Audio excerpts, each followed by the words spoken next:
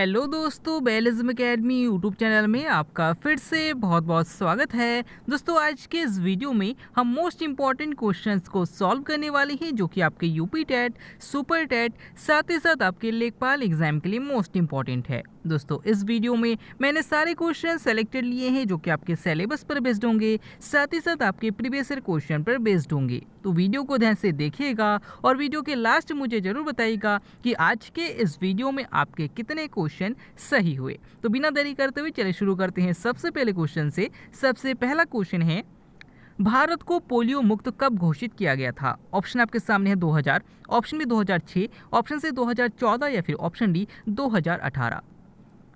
इसका सही आंसर हो जाएगा ऑप्शन सी 2014। दोस्तों, याद रखिएगा कि भारत को पोलियो मुक्त 2014 में घोषित किया गया था, लेकिन याद रखिएगा कि अभी तक एशिया को पूरी तरीके से पोलियो मुक्त घोषित नहीं किया गया है, क्योंकि पाकिस्तान और अफगानिस्तान कुछ ऐसे देश हैं जो कि एशिया में हैं जो अभी तक पोलियो मुक्त घोषित नहीं हुए हैं। इसीलिए अभी तक एशिया को पूरी तरीके से पोलियो मुक्त घोषित नहीं किया गया है।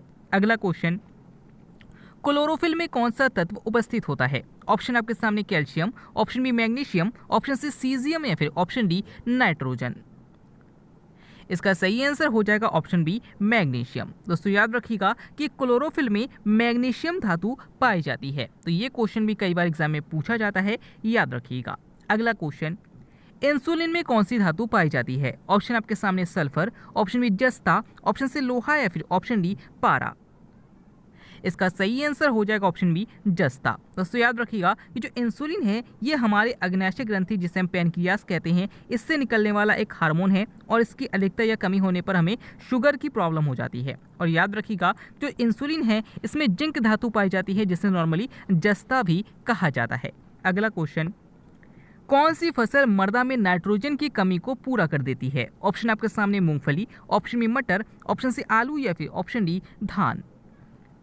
इसका सही आंसर हो जाएगा ऑप्शन बी मटर। दोस्तों, याद रखिएगा कि मटर एक ऐसी फसल है जो किसी भी फसल के बीच में अगर बो दिया जाता है तो वो अपनी फसल भी बो लेता है, साथ ही साथ में जो फसल बोई जाती है उसके लिए भी लाभकारी होता है, क्योंकि ये नाइट्रोजन की कमी को पूरा कर देती है। अगला क्वेश्चन, नालंदा विश्वविद्यालय कहाँ स्थित है? ऑप्शन आपके सामने Maharashtra, option B Madhya Pradesh, option C Bihar या फिर ऑप्शन डी उत्तर प्रदेश। इसका सही आंसर हो जाएगा ऑप्शन सी बिहार। दोस्तों, अगर आपसे पूछा जाता है कि नालंदा विश्वविद्यालय कहाँ स्थित है तो याद रखिएगा बिहार में है, और अगर आपसे पूछा जाता है कि नालंदा विश्वविद्यालय की स्थापना किसने की थी तो याद रखिएगा कुमारगुप्त प्रथम ने की थी। अगला क्वेश्चन, इनमें से कौन सुमेलित नहीं है? ऑप्शन आपके सामने है कांडला बंदरगाह Gujarat, option B new Mangalore Karnataka, option C Paradip Andhra Pradesh या फिर ऑप्शन डी तूतीकोरिन तमिलनाडु। इसका सही आंसर हो जाएगा ऑप्शन सी पारादीप आंध्र प्रदेश। दोस्तों, याद रखिएगा कि कांडला बंदरगाह जिसका वर्तमान में नाम पंडित दीनदयाल उपाध्याय बंदरगाह है ये गुजरात में है, बिल्कुल सही है। न्यू मंगलोर बंदरगाह कर्नाटक में है, ये भी बिल्कुल सही है। तूतीकोरिन बंदरगाह जो है वो तमिलनाडु में स्थित है, ये भी बिल्कुल सही है। लेकिन जो पारादीप बंदरगाह है ये आंध्र प्रदेश में नहीं है बल्कि उड़ीसा में है, तो याद रखिएगा इंपॉर्टेंट है। अगला क्वेश्चन, भारत का अंतिम रेलवे जोन कौन सा है? ऑप्शन आपके सामने है पूर्वोत्तर रेलवे जोन, ऑप्शन बी दक्षिण पूर्वी रेलवे जोन, ऑप्शन सी दक्षिणी तट रेलवे जोन या फिर ऑप्शन डी दक्षिण। इसका सही आंसर हो जाएगा ऑप्शन सी दक्षिणी तट रेलवे जोन। दोस्तों, याद रखिएगा कि वर्तमान में भारत में टोटल 18 रेलवे जोन हैं, जो दक्षिणी तट रेलवे जोन है वो अंतिम रेलवे जोन है। अगला क्वेश्चन, इंसुलिन किसकी जड़ों से प्राप्त किया जा सकता है?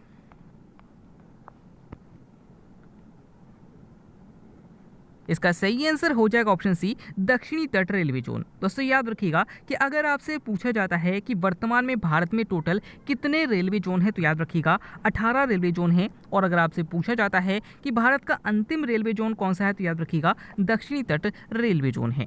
अगला क्वेश्चन, इंसुलिन किसकी जड़ों से प्राप्त किया जा सकता है? ऑप्शन आपके सामने आलू, option B dahlia, option C अदरक या फिर ऑप्शन डी रतनजोत। इसका सही आंसर हो जाएगा ऑप्शन बी डहेलिया। दोस्तों, याद रखिएगा कि अगर इंसुलिन की प्राप्ति हमें करनी है तो डहेलिया की जड़ों से प्राप्त किया जा सकता है। अगला क्वेश्चन, भारत में सर्वाधिक आबादी वाला द्वीप कौन सा है? ऑप्शन आपके सामने माजुली द्वीप, option B Lakshadweep, option C Salsette द्वीप या फिर ऑप्शन डी हरिकोटा द्वीप। इसका सही आंसर हो जाएगा ऑप्शन सी साल्सेट द्वीप। दोस्तों याद रखिएगा कि जो मुंबई है ये साल्सेट द्वीप पर स्थित है और यहीं पर आपसे पूछा गया है कि सबसे अधिक आबादी वाला द्वीप कौन सा है, तो आपको पता है कि मुंबई में बहुत अधिक आबादी है और मुंबई साल्सेट द्वीप पर स्थित है। अगला क्वेश्चन, नेक्स्ट क्वेश्चन है, इनमें से कौन सुमेलित नहीं है। ऑप्शन आपके सामने है जोग जलप्रपात शरावती नदी, ऑप्शन बी हुंडरू जलप्रपात स्वर्ण रेखा नदी, ऑप्शन सी येना जलप्रपात दामोदर नदी, या फिर ऑप्शन डी शिव समुद्र जलप्रपात कावेरी नदी। इसका सही आंसर हो जाएगा ऑप्शन सी एना जलप्रपात दामोदर नदी। दोस्तों याद रखिएगा कि जो जोग जलप्रपात है ये शरावती नदी पर है, बिल्कुल सही है। हुंडरू जलप्रपात स्वर्ण रेखा नदी पर है, ये भी बिल्कुल सही है। शिव समुद्रन जलप्रपात कावेरी नदी पर है, ये भी बिल्कुल सही है। लेकिन जो येना जलप्रपात है ये दामोदर नदी पर नहीं है, बल्कि आपको पता होना चाहिए कि जो एना जलप्रपात है ये नर्मदा नदी पर है। तो याद रखिएगा, इंपॉर्टेंट है। अगला क्वेश्चन, इनमें से कौन सुमेलित नहीं है। ऑप्शन आपके सामने है पंजाब हिमालय सिंधु और सतलज, ऑप्शन बी कुमायूं हिमालय सतलज और काली, ऑप्शन सी नेपाल हिमालय काली और तिस्ता, या फिर ऑप्शन डी असम हिमालय तिस्ता और गंगा। इसका सही आंसर हो जाएगा ऑप्शन डी असम हिमालय तिस्ता और गंगा। दोस्तों याद रखिएगा कि चारों ऑप्शन इंपॉर्टेंट है, इसमें से कोई भी क्वेश्चन आपसे सिंगल क्वेश्चन पूछा जा सकता है। सबसे पहले जो पंजाब हिमालय है ये सिंधु और सतलज नदियों के बीच में है, बिल्कुल सही है। जो कुमायूं हिमालय है ये सतलज और काली नदी के बीच में है, बिल्कुल सही है। जो नेपाल हिमालय है ये काली और तिस्ता नदी के बीच में है, भी बिल्कुल सही है। लेकिन जो असम हिमालय है ये तिस्ता और गंगा के बीच में नहीं है, बल्कि तिस्ता और ब्रह्मपुत्र नदी के बीच में है। अगला क्वेश्चन, रहस्यमयी झील किसे कहा जाता है। ऑप्शन आपके सामने लोकटक झील, ऑप्शन बी डल झील, ऑप्शन सी रूपकुंड झील, या फिर ऑप्शन डी चिल्का झील। इसका सही आंसर हो जाएगा ऑप्शन सी रूपकुंड झील। दोस्तों याद रखिएगा कि जो रूपकुंड झील है ये उत्तराखंड में है और इसमें बहुत अधिक मात्रा में हड्डियों के अवशेष मिले हैं, और ये किसके अवशेष है, किस समय के अवशेष है, आज तक पता नहीं चला है, इसलिए इसे रहस्यमयी झील भी कहा जाता है। अगर आपसे पूछा जाता है कि लोकटक झील कहाँ पर है, तो याद रखिएगा मणिपुर में है। अगर आपसे पूछा जाता है कि डल झील कहाँ पर है, तो याद रखिएगा जम्मू कश्मीर में है, और जो चिल्का झील है ये उड़ीसा में है। अगला क्वेश्चन, कत्था बनाने हेतु किस पेड़ का प्रयोग किया जाता है। ऑप्शन आपके सामने बबूल, ऑप्शन बी साल, ऑप्शन सी खैर, या फिर ऑप्शन डी सतबार। इसका सही आंसर हो जाएगा ऑप्शन सी खैर। दोस्तों याद रखिएगा कि कत्था बनाने हेतु खैर वृक्ष का प्रयोग किया जाता है। अगला क्वेश्चन, देश का प्रथम विधि अधिकारी कौन होता है। ऑप्शन आपके सामने महान्यायवादी, ऑप्शन बी महाधिवक्ता, ऑप्शन सी राष्ट्रपति, या फिर ऑप्शन डी सर्वोच्च न्यायालय का मुख्य न्यायाधीश। इसका सही आंसर हो जाएगा ऑप्शन ए महान्यायवादी। दोस्तों याद रखिएगा कि महान्यायवादी जो होता है वो भारत का प्रथम विधि अधिकारी होता है, और याद रखिएगा कि महान्यायवादी की नियुक्ति राष्ट्रपति द्वारा की जाती है। अगर आपसे पूछा जाता है कि राज्य का प्रथम विधि अधिकारी कौन होता है, तो याद रखिएगा महाधिवक्ता होता है। अगला क्वेश्चन, भारतीय संविधान में मूल कर्तव्यों को किस वर्ष जोड़ा गया था। ऑप्शन आपके सामने 1951, ऑप्शन बी 1976, ऑप्शन सी 1978, या फिर ऑप्शन डी 2000। इसका सही आंसर हो जाएगा ऑप्शन बी 1976। दोस्तों याद रखिएगा कि 42वां संविधान संशोधन जो कि 1976 में हुआ था, इसे सरदार स्वर्ण सिंह समिति की अनुशंसा पर मूल कर्तव्यों को जोड़ा गया था, और उस समय 10 मूल कर्तव्यों को जोड़ा गया था, जिनकी संख्या वर्तमान में 11 है। अगला क्वेश्चन, किस वृक्ष की पत्ती से बीड़ी का निर्माण किया जाता है। ऑप्शन आपके सामने धोकरा, ऑप्शन बी सागवान, ऑप्शन सी पलाश, या फिर ऑप्शन डी तेंदू। इसका सही आंसर हो जाएगा ऑप्शन डी तेंदू। दोस्तों याद रखिएगा कि जो बीड़ी की पत्तियां होती हैं वो तेंदू वृक्ष से प्राप्त की जाती है। अगर आपसे पूछा जाता है कि चारकोल किस वृक्ष से प्राप्त किया जाता है, तो याद रखिएगा धोकरा वृक्ष से प्राप्त किया जाता है। अगला क्वेश्चन, जंगल की ज्वाला किसे कहा जाता है। ऑप्शन आपके सामने खेजड़ी, ऑप्शन बी नीम, ऑप्शन सी पलाश, या फिर ऑप्शन डी पीपल। इसका सही आंसर हो जाएगा ऑप्शन सी पलाश। दोस्तों याद रखिएगा कि जो पलाश वृक्ष है ये इतने हरे भरे होते हैं कि दूर से देखने पर ऐसा पता चलता है कि जिसमें आग लगी हो, इसी कारण से इसे जंगल की ज्वाला कहा जाता है। और याद रखिएगा कि जो पलाश वृक्ष से हैं, ये जो पलाश पुष्प होता है ये उत्तर प्रदेश का राजकीय पुष्प है। अगला क्वेश्चन, वन महोत्सव शुरू करने का श्रेय किसको जाता है। ऑप्शन आपके सामने Vinoba Bhave, option B K M Munshi, option C Verghese Kurien, या फिर option D M S Swaminathan. इसका सही आंसर हो जाएगा option B K M Munshi. दोस्तों याद रखिएगा कि वन महोत्सव 1 से 7 जुलाई तक मनाया जाता है, और वन महोत्सव शुरू करने का श्रेय के एम मुंशी को जाता है। अगला क्वेश्चन, नेत्रदान में नेत्र का कौन सा भाग दान किया जाता है? ऑप्शन आपके सामने retina, option B cornea, option C iris या फिर ऑप्शन डी लेंस। इसका सही आंसर हो जाएगा ऑप्शन बी कॉर्निया। दोस्तों जो हमारी आंखें होती हैं, याद रखिएगा कि नेत्र का जो कॉर्निया पार्ट होता है इसको नेत्रदान में दान किया जाता है। अगला क्वेश्चन, इनमें से कौन सुमेलित नहीं है? ऑप्शन आपके सामने है कुल्लू घाटी हिमाचल प्रदेश, ऑप्शन बी शांत घाटी केरल, ऑप्शन सी जुकू घाटी नागालैंड या फिर ऑप्शन डी फूलों की घाटी असम।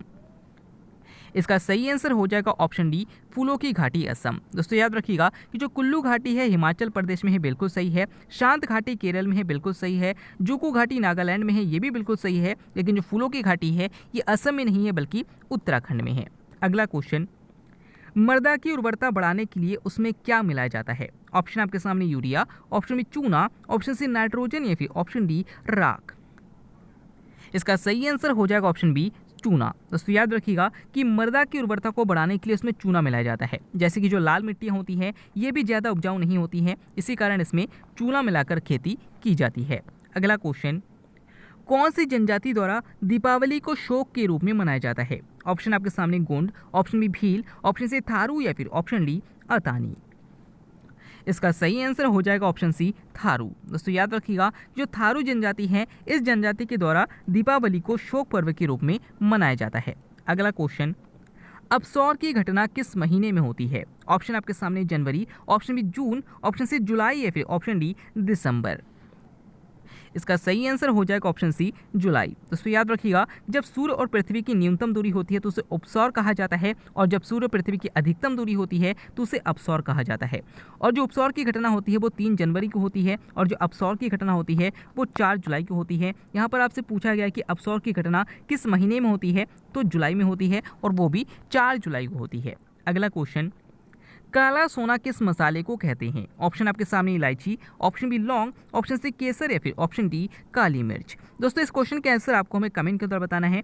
आज के वीडियो में आपके कितने क्वेश्चन सही हुए, साथ ही साथ आज का वीडियो आपको कैसा लगा कमेंट बॉक्स में जरूर बताइएगा। हमारी मेहनत आपको कैसे लगी कमेंट बॉक्स में जरूर बताइएगा। आप कहाँ से वीडियो को देख रहे हैं, अपना स्टेट अपना शहर जरूर बताइएगा। अगर आप वीडियो को लाइक करना चाहते हैं तो लाइक कर सकते हैं, चैनल को सब्सक्राइब करना चाहते हैं तो सब्सक्राइब कर सकते हैं। मिलते हैं अगले वीडियो में, तब तक के लिए देखते रहिए, सीखते रहिए।